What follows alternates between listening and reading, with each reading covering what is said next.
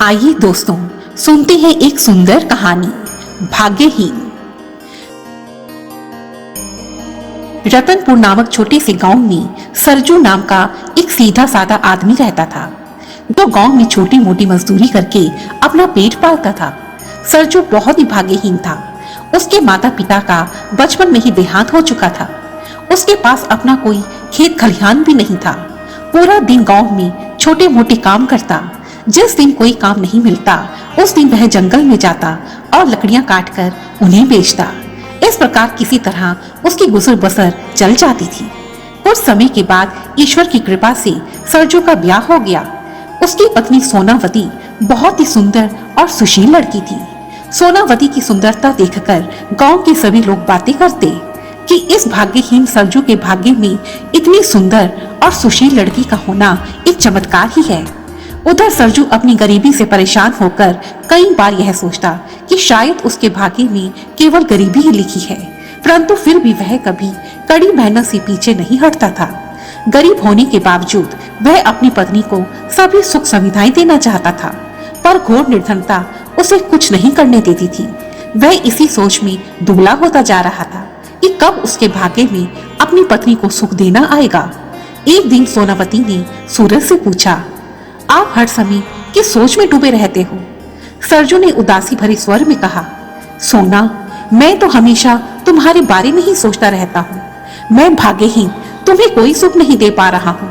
मैं तुम्हारी सुंदरता को गहनों और वस्त्रों से सजा नहीं पा रहा हूँ। सचमुच मैं बहुत ही भाग्यहीन हूँ। तब सोनावती ने बड़े ही प्रेम से कहा, ये आप क्या कह रहे हैं? स्त्री का आभूषण तो उसकी मांग का सिंदूर है।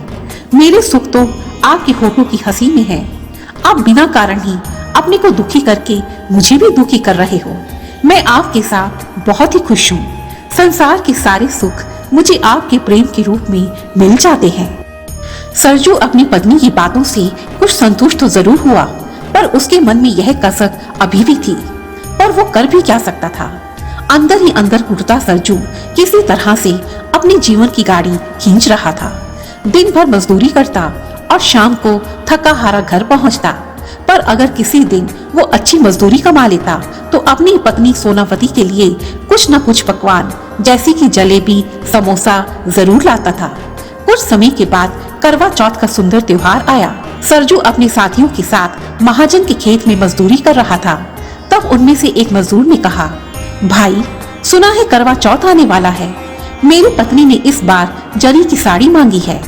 दूसरा बोला, साड़ी तो मेरी पत्नी भी मांग रही है। मैंने तो 4 महीने से ही पैसे इकट्ठे कर रखे हैं। अब साड़ी लेने जाऊंगा। सही कह रहे हो भाई, साल में एक बार तो पत्नी को साड़ी देनी ही चाहिए। सरजू चुपचाप वहां खड़ा था। उसके दिमाग में सोनावती की तस्वीर घूमने लगी। वह सोचने लगा, इस बार करवा चौथ पर सब अपनी अपनी बीवियों को नई साड़ियां दे रहे हैं। जब मेरी सुंदर पत्नी फटी पुरानी साड़ी में घर से बाहर निकलेगी तो वो कैसा महसूस करेगी? बेचारी बहुत ही शर्मिंदा होगी। सचमुच मैं बहुत ही भाग्यहीन हूँ। ऐसा सोचकर सरजू की आंखों से आंसू बहने लगे। अचानक ही उसे एक उपाय सूझा। उसके पास एक सुंदर सा तंदुरुस्त बछड़ा था। यदि उसे पशु बाजार में बेच दूं तो जरूर ही एक अच्छी साड़ी के लिए रकम मिल जाएगी। फिर उसकी पत्नी भी करवा चौथ पर नई साड़ी पहन सकेगी। ऐसा विचार आते ही सरजू ने महाजन से अगले दिन के लिए छुट्टी मांग ली। वो घर पहुंचा और खाना खाकर सो गया। अगले दिन सुबह सवेरे ही बछड़े को लेकर निकल पड़ा। अब सोनावती ने पूछा, अजी, सुबह सुबह कहाँ जा रहे हो? इस बछड़े को बेचने जा रहा हूँ। ऐसी क्या जरूरत आ पड़ी?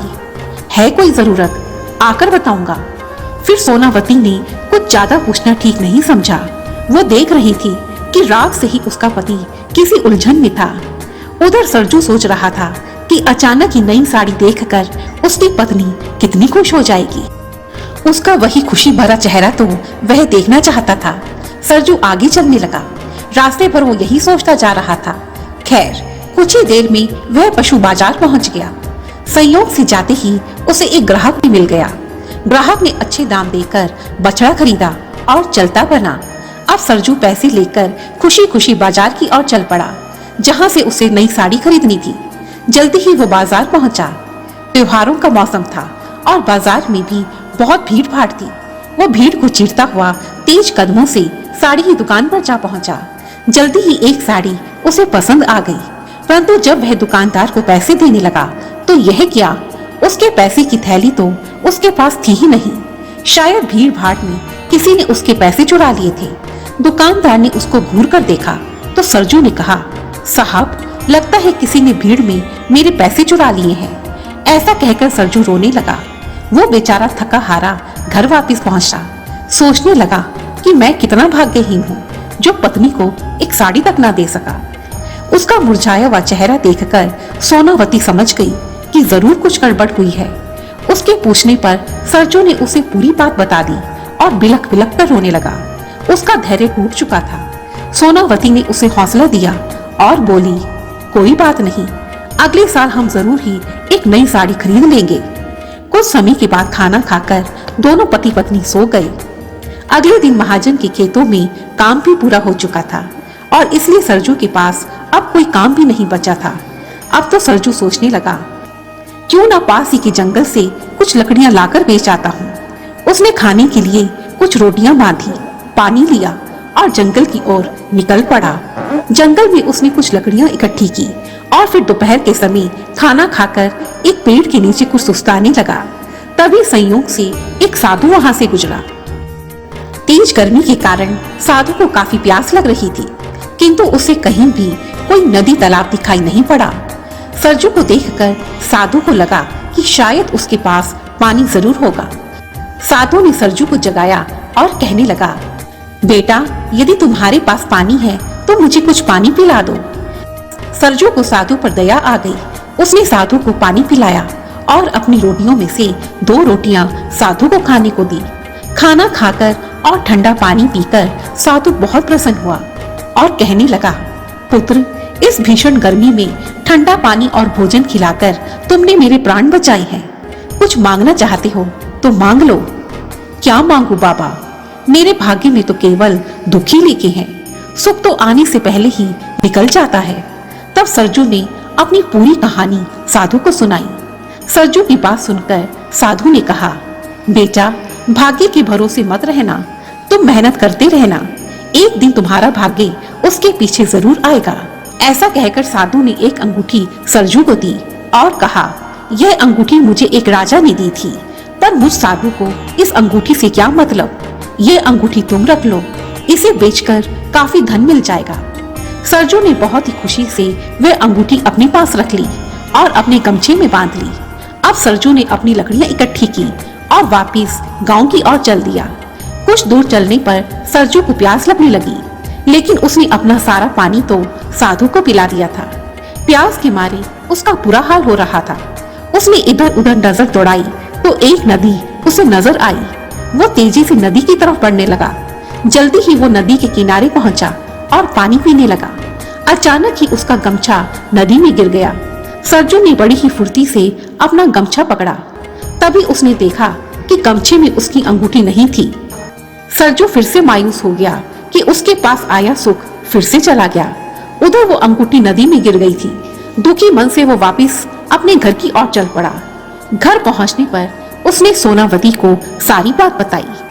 सोनावती के पास उसको दिलासा देने के अतिरिक्त कोई और रास्ता नहीं था।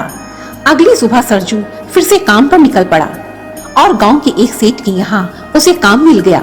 वह सेठ भी बहुत दयालु था। उसने पूरी मजदूरी शाम को ही सरजू के हाथ में थमा दी। आज अच्छे पैसे मिल रहे थे तो सरजू ने सोचा कि क्यों न आज पत्नी के लिए कुछ खाने को लेता चलूं। सोनावती को मछली बहुत पसंद थी, सो उसने बाजार से एक बड़ी सी मछली खरीदी और घर आकर सोना को देते हुए कहा, आज रात के खाने में यही मछली पकाना। उसकी पत्नी ने जैसे ही उस मछली को पकाने के लिए काटा तो उसके अंदर से एक बेशकीमती अंगूठी निकली। वो दौड़कर सरजू के पास गई और उसे अंगूठी दिखाई। सरजू ने चौंक कर कहा, अरे यह तो वही अंगूठी है जो कि साधु ने मुझे दी थी और नदी में गिर गई थी। अब इस मछली के पेट में से वो मुझे वापस मिल गई है।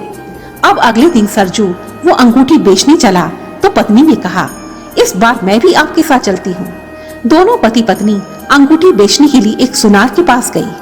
अच्छे दामों पर उस अंगूठी को बेच दिया। अंगूठी को बेचकर जो भी धन मिला उससे सरजू ने एक खेत खरीद लिया।